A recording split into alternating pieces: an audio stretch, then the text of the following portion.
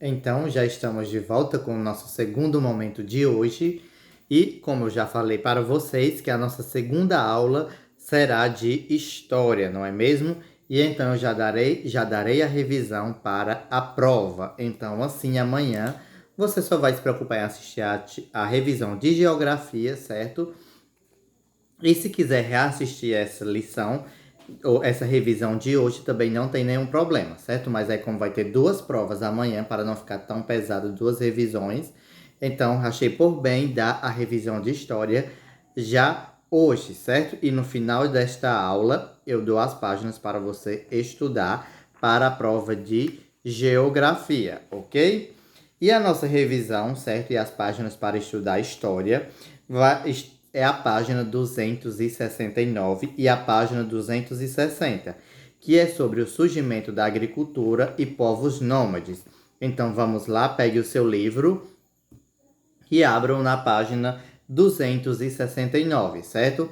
Vamos lá, pegue o seu livro e abram na página 269. Então, agora que você já está com o livro aberto, vamos começar a nossa revisão. O surgimento da agricultura.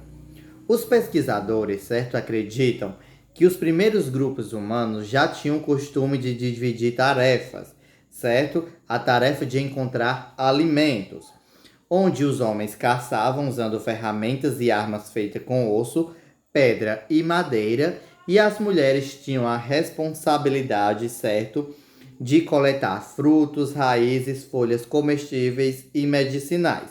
E também cabia às mulheres, certo, na divisão de tarefas, fazer cestos de palha com os quais transportavam o que coletavam.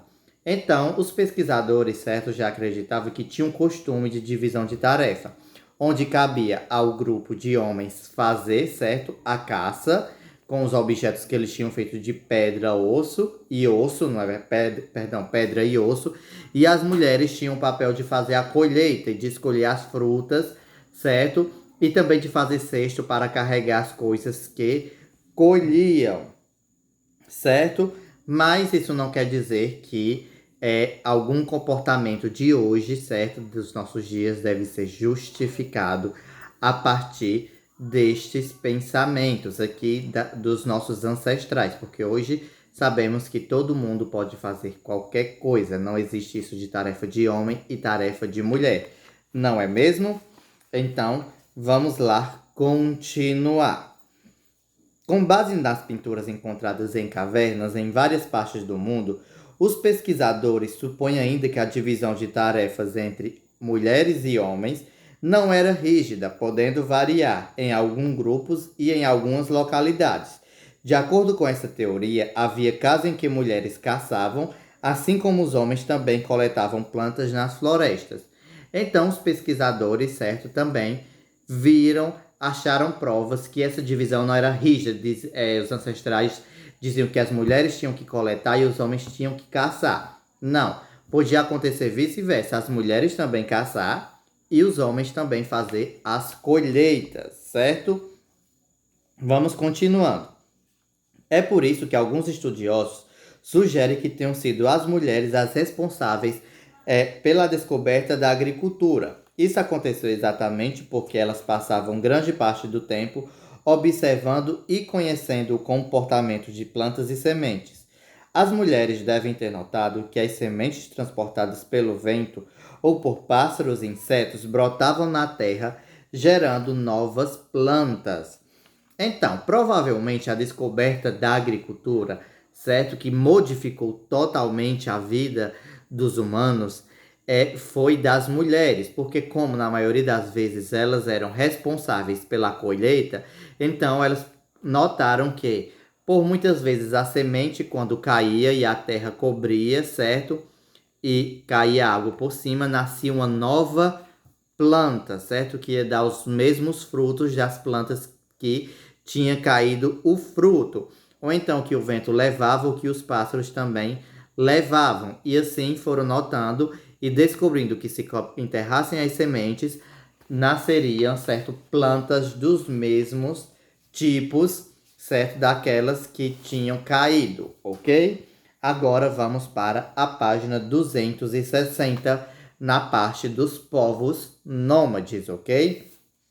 Vamos lá, povos nômades.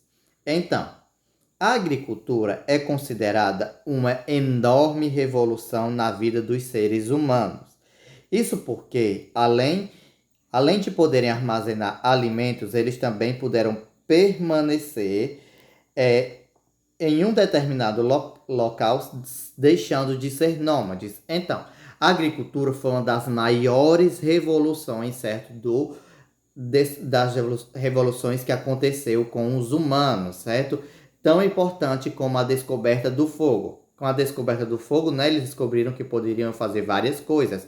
E também com a agricultura, eles viram que poderiam agora morar em um tempo por um maior tempo, ou então se fixar de maneira determinada em um lugar, certo? Porque até então eles viviam sempre mudando, procurando de lugares em lugares.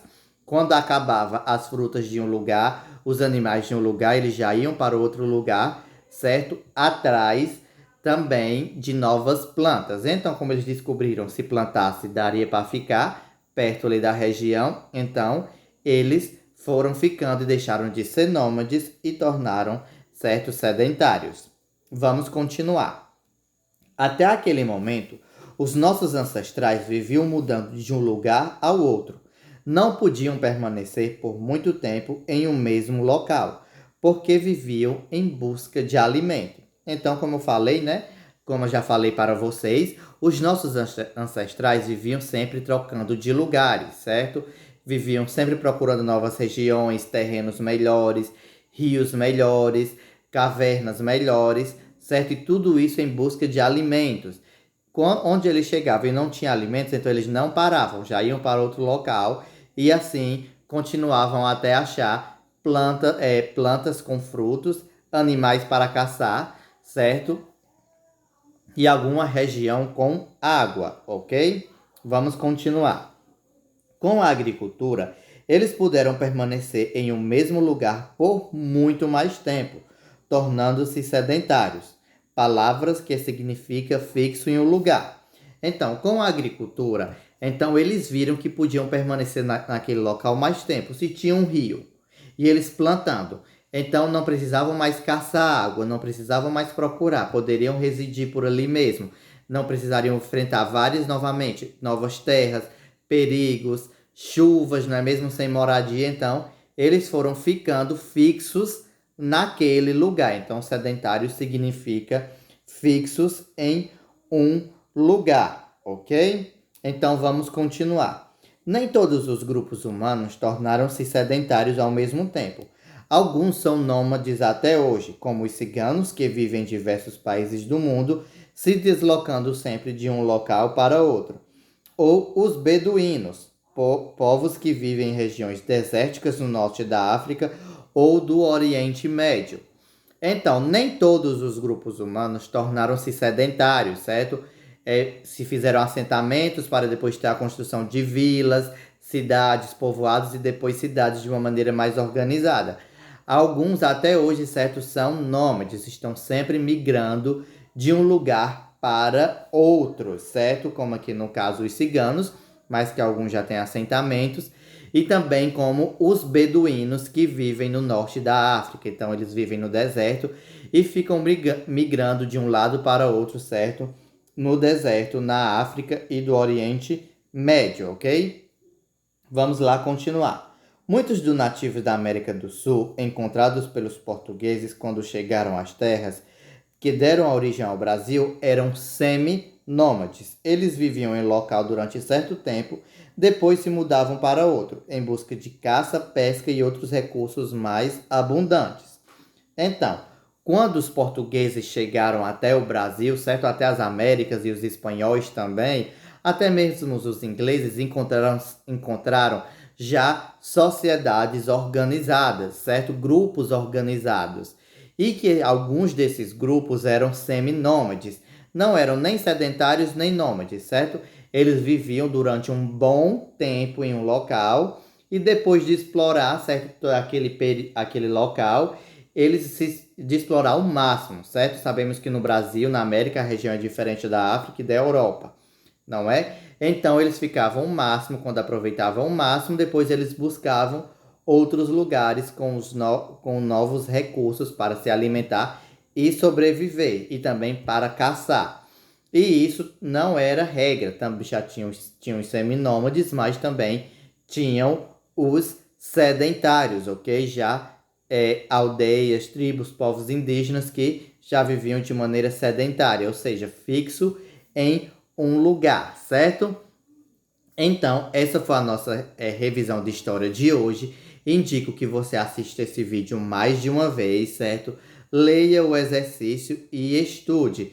Agora eu vou passar para vocês as páginas que vocês devem estudar para geografia.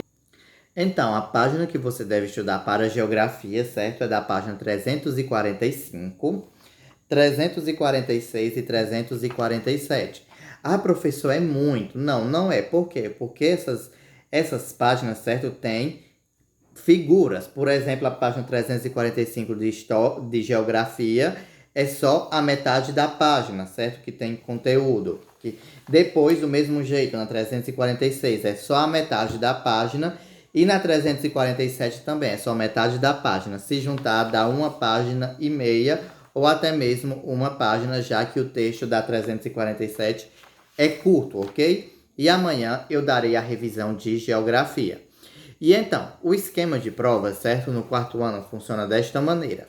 Se você tiver alguém que vá buscar na escola a prova impressa, pode ir, certo? Eu mando para o TAM, ele imprime e entrega para alguém. Agora, se você não quiser ir até a escola ou mora no sítio, eu mando a prova, certo? Para você digitada, mando pelo celular e aí você vai só copiar e responder, certo? E me envia a foto. Então, até amanhã com as nossas próximas aulas, certo?